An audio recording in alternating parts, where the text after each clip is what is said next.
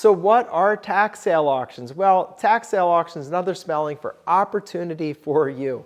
That's what it means. And that's not an acronym that really works, but that's what it is.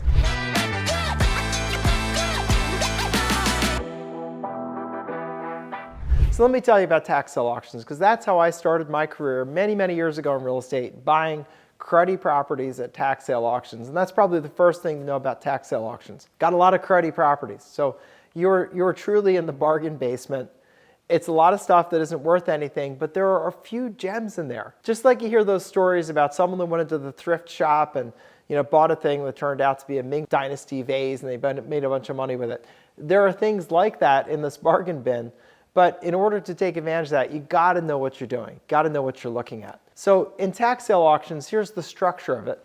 So the structure is someone doesn't pay their taxes, typically for 3, maybe 4 years, and then the county says, enough of that, we gotta pay the teachers, the firefighters, the policemen, we got to fill the potholes, so we need this money. So if this property owner is not going to pay the taxes, then we got to foreclose on their property and sell it to collect that tax money. And so they do. So what happens is they'll advertise the sale typically about 45 days prior to the auction. They'll put out a list. They'll put out the conditions of sale. Make sure you read those. Often you have to register in advance, usually a week or 2 in advance. So make sure you do that, because otherwise you'll be locked out of the auction. But anyway, you get the list. Make sure that you apply. If you have to apply for a bidder's number, do that early. It doesn't cost anything to participate in these auctions, but you do need to usually register in advance. So you do that, then you get the list and say, what do we do with this?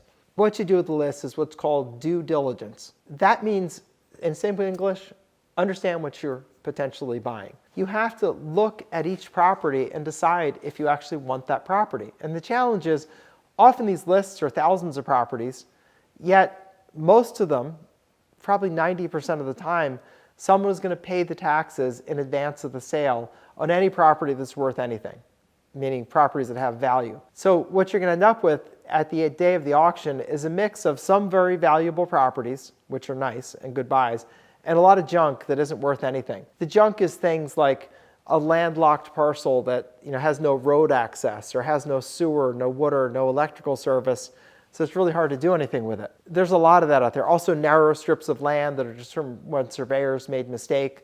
Land that's underwater, like you'll see in new developments, they often have like a sort of a pond, a retention pond, where when there's a lot of rain, that catches the water. Well, that's a tax assessable parcel, and often those taxes don't get paid. And then you can buy a water dish if you want, but I don't think it's too worthwhile because you can't do anything with it. So as a tax deed investor buying properties at tax sale, you have to be hyper alert because there's all kinds of junk there. The county's not going to give you any help with it, and you need to make sure that you know what you're buying. So the structure is you get the list, you start screening through the list.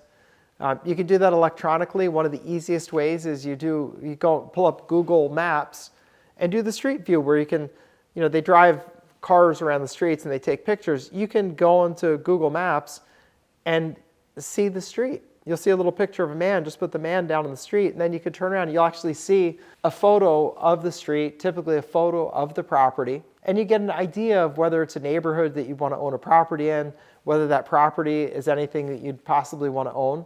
Now, it's not like it's an up-to-date photo, but it helps you to do pre-screening where you can just cross out ones like no, no, no, no, no, and oh, this is a potential, no, no, no, no, no, oh, potential, no, no, no, potential.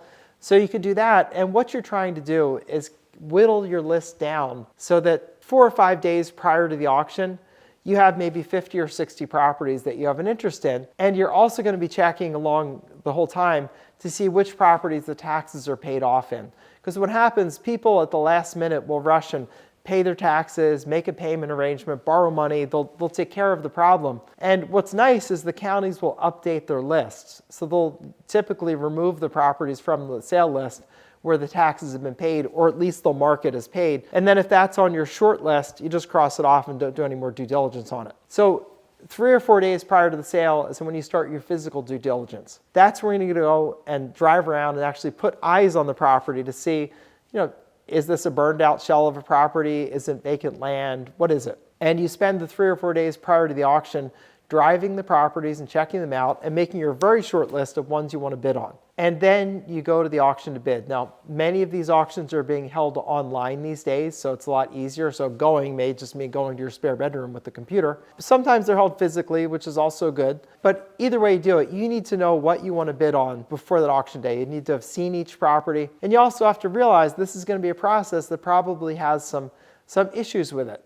Typical issues are title problems where you have a lien that doesn't get divested because someone never gave them notice, or you have an owner that tries to file a lawsuit to overturn the sale. Those things are things to be prepared for, and the way that you prepare for that mostly is by doing all the due diligence that you can, do it as well as you can, and then when and if you have a problem, you deal with it. That's all. And it's not uncommon for people to try to overturn sales. You can deal with that. There's something called a quiet title action, which will make sure that no one can challenge your title. There are also some title companies like Tax Title Services that will offer title insurance in case of a problem, so you can check into those things. But with these tax deed sales, the biggest thing to know is you need to be educated before you go and do anything, because they are not like buying a property through your local friendly real estate agent where there's a traditional settlement, there's title insurance, and there's sort of an army of people making sure that there aren't going to be problems. Instead, this is the Wild West. Now, the exchange is 30 to 40% off retail is the exchange, but that's not free. But 30 to 40% retail, you think about it, $400,000 house, which is sort of average house in America. If you got 30% off on that, you'd get that house for $280,000. That's worth a lot. That being said, this is not something for the uninitiated. So if you're interested in this business, what you want to do is educate yourself. And there are many, many really good educators out there who teach this. There are also some guys who are big stinkers and some women who are big stinkers who don't.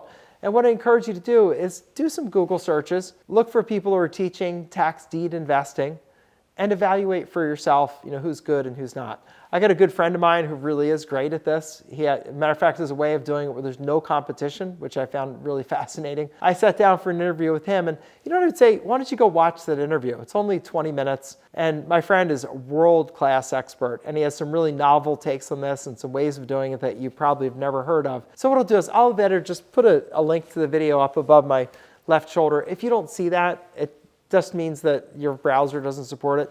If you look down below, there's a link to my interview that I sat down with my friend Tony, who is the world-class expert in this stuff. Watch that interview because you're going to first of all get introduced to someone who really is great at this business. And secondly, learn a new way of doing this that other people don't know about and is far superior to the old school way of doing it. Doesn't involve driving around to see 100 properties for the opportunity to bid on 5 of them. Instead, it involves you get a list of properties for sale with the price. If you like it, you pay that price and you get it. And typically the price is just a year's worth of taxes, most likely. So really, really cheap and a really great way to do it. So go watch that. In the meanwhile, if you have any questions or comments, I ask you to do a couple things. One, if you liked it, give it a thumbs up, because then I'll know to do more videos like this and go deeper into the subject. If you have questions or things you're wondering, put them down below. I'll get to them as I can. I'll try to answer your questions. So that way you can learn more, because you want to educate yourself before you invest your money. And third, I'd encourage you, there is opportunity here. There is, but not for the uninitiated or uninformed. So go and learn about this business. Learn from people who know what they're talking about, and pay for that education. Good education does not come for free, I promise. That's why Harvard and all the other universities charge a lot of money, because they often offer good education. I don't care what the politics say today. There's still lots of value in those schools. Lots of stinky stuff, but lots of value too. So go and get educated and pay for it. Don't expect anybody to give you something for free, because that's not the way life works. So go and educate yourself, and then you could build a great career. For me, I've built my whole real estate business starting many years ago with learning from a guy who was teaching tax deed sales in the city of Philadelphia. I went and learned from him, and I made a whole career out of it, have made millions of dollars, I bought many wonderful properties, built great friendships, built great relationships, and most importantly, built a life out of this. There is really great stuff here. Just educate yourself before you put down your hard-earned money. So next steps, like if you like this video, ask a question down below if you've got a question, subscribe if you want to see more than this, and most importantly, for the next step, just click on the link below, go watch my interview with Tony, and that can be your introduction to someone who's great that you can learn from in this business. So this is Attorney Bob Diamond, over and out for now.